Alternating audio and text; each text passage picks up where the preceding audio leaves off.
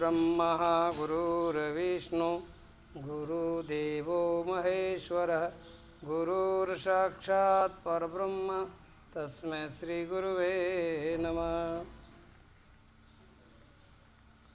गुरु गीता के आधारित गुरु भक्ति की महिमा।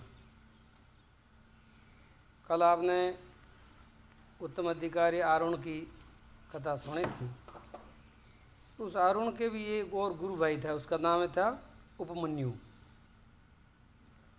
आयुधौम्य का दूसरा शिष्य था उपमन्यु था। तो गुरु हर शिष्य को अपने हिसाब से सेवा देते हैं कि ये काम, ये सेवा आपको करनी है, ये सेवा आपको करनी है, ये सेवा आपको करनी है, और वो अपने अपने सेवा में लगे रहते थे, सेवा में, साधना में लगे रहते थे। तो अरुण को कल क्या सेवा दी थी? हाँ, खेती में पानी आने वगैरह ध्यान रखना वगैरह।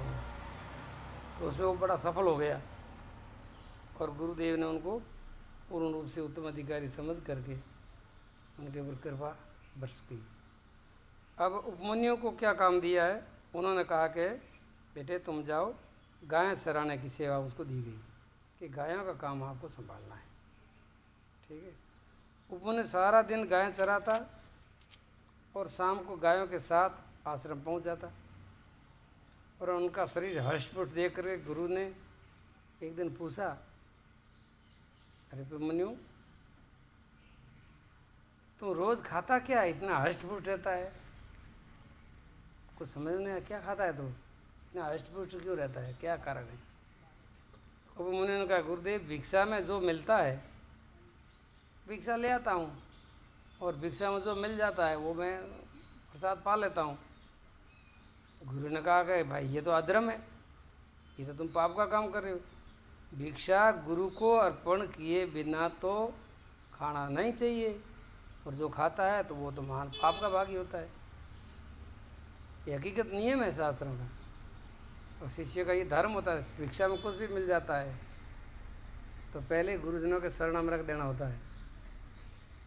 कल अपने कार्यक्रम में ऐसा हुआ था ना, जो कुछ मिला गुरु के शरण में रख दिया, फिर गुरुदेव अपने हाथ से प्रसाद के रूप में देते, बस ये तुम ले लो, ये तुम ले लो, ले लेते, मस्त रहते। तो कभी भी गुरु से कपट, मित्र से चोरी, के होए निर्धन के वे कोड़ी।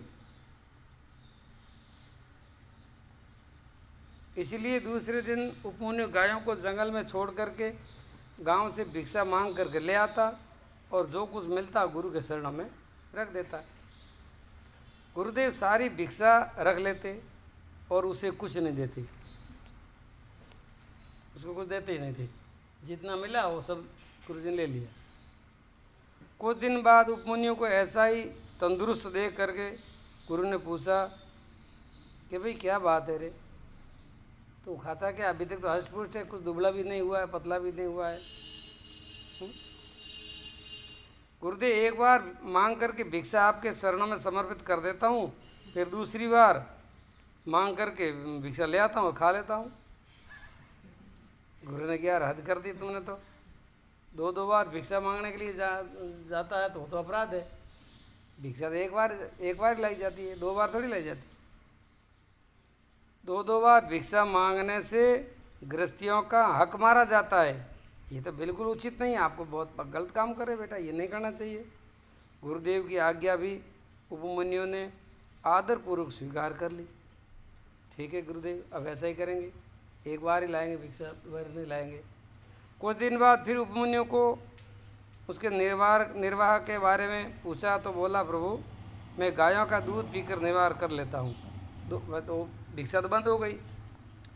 फिर उन्होंने देखा कि चलो गायें तो बहुत है, गायें तो हम चराते ही हैं, दूध तो आता ही है, तो जंगल में भी गाय दूध करके दूध पी लेता और हर्ष-पुष्ट रहता। गुरु ने पूछा, भाई बात क्या है, तुम अभी तक दुबला नहीं पड़ा, इतना हट्टा-कट्टा है, आखिर तो प्रसाद क्या पाता है? तो गुरुदेव क्या करें, अब गाय का दूध पी लेता हूँ, मस्त रहता हूँ। गुरु ने कहा, यार ये तो अधर्म है, ये तो बहुत अधर्म का कार्य करे तुम। गुरु की गायों का दूध गुरु की आज्ञा के बिना पी लेना ये तो चोरी है, और चोरी करना महापाप है। ये तो ऐसा पाप का काम मत करो बेटे। कि जी गुरुदेव नहीं करूँगा, आज के बाद ये नहीं करूँगा। दूध पीना बंद होने के बाद भी मुनियों को तंदुरुस्त देखा। दूध तूने पीना बंद कर लिया, फिर भी वो तंदुरुस्त है। गुरु ने पूछा कि भाई बोल क्या बात है बेटा, इतना तंदुरुस्त कैसे है, क्या खाता पीता है? उपमन्यु बोला गुरुदेव, गाय का दूध जब बछड़े पीते हैं ना, तब थोड़ा सा उनका जो फैन होता है ना, फैन बछड़े के मुंह में इधर उधर फैन होता है ना, वो मैं चाट लिया करता हूँ। अरे वाह, चला ही बड़ा होशियार है। गुरु ने कहा बेटा तुमको ऐसा करते देखकर तो बछड़े ज़्यादा फैन बाहर फेंकते होंगे ना, और स्वयं भूखे रह जाते होंगे। ऐसा करना यार तुम्हारे लिए ठीक नहीं है, तुम तो साधक हो ना, ये बछड़े का हक मारते हो तुम तो। वो फैन तुम्हारे लिए थोड़ा ही है, बछड़े के लिए तो होता है। फिर उपमन्यु के लिए भोजन से सब रास्ते बंद हो गए। अब उनको खाने के लिए कोई रास्ता नहीं रहा, क्योंकि शिष्य की ये तपस्या है बेटा। शिष्यों के लिए, उत्तम अधिकारी के लिए, ब्रह्मचारियों के लिए, साधकों के लिए ये बहुत बड़ी तपस्या है कि वो गुरु आज्ञा में कितने सफल होते हैं। और फिर वही प्रसन्नता, वही खुशी, ये मूडो नहीं बिगाड़े, रोटी खाए वगैरह थोड़ी रहे नहीं, इतने तक भी वो प्रसन्न है। परंतु गुरु के प्रति बड़ा अवभाव है। अवभाव में अंतर नहीं आया, श्रद्धा में कोई अंतर नहीं आया, लेस मात्र भी फर्क नहीं पड़ा। ठीक है ना। गुरु द्वारा सौंपी गई सेवा चालू ही रही। बहुत भूख लगती तो कभी कभी वृक्ष या वनस्पति के पत्ते चबा लेता। फिर वो जो गाय के बछड़े के जो फैन होता वो भी उसने बंद कर लिया। अब जितना हो सके तो उनको भूख को सहन करता, और फिर ज़्यादा भूख लगती तो थोड़े पत्ते होते खा लेता। एक बार क्षुधा पीड़ित उपमन्यु भूल से आग के पत्ते खा गया और उनकी आंखें खो बैठा। रास्ता न दिखने के कारण वो एक कुएं में गिर गया। अति भूख के मारे पत्ता खाता था तो एक दो उसको पता था नहीं, बेचारे को ब्रह्मचारी था, बच्चा ही था, जंगल में गाय चराता था, तो उन्हें आग के पत्ते खा लिए भूख के मारे। आँख के पत्ते खाए तो आँखों की रोशनी चली गई। अब आँखों की रोशनी चली गई, अब इधर घूमते घूमते बाबा एक दिन कोई कुआं पड़ा था, कुएं में गिर पड़ा, अंधा आदमी था। शिष्य के कल्याण के लिए, उसके जीवन को गढ़ने के लिए बाहर से जो वज्र से भी कठोर दिखने वाले और भीतर से फूल के जैसे कोमल परम कृपालु गुरुदेव ने जब गायों के पीछे उपमन्यु को लौटता हुआ ना देखा तो उसे ढूंढने के लिए स्वयं जंगल में निकल पड़े। शाम को गायें तो आ गई और वो उपमन्यु आया नहीं, तो गुरु ने वो सब शिष्यों को पूछा भाई वो उपमन्यु नहीं आया, क्या बात है? तो कि गुरुदेव आज तो गायें तो सब आ गई, वो तो आए नहीं। तो गुरुदेव को बड़ी चिंता हुई। गुरुदेव ऊपर से बहुत कठोर होते हैं, वज्र जैसे होते हैं, लेकिन भीतर से बहुत कोमल होते हैं, बहुत कोमल होते हैं। संत हृदय नवनीत समाना।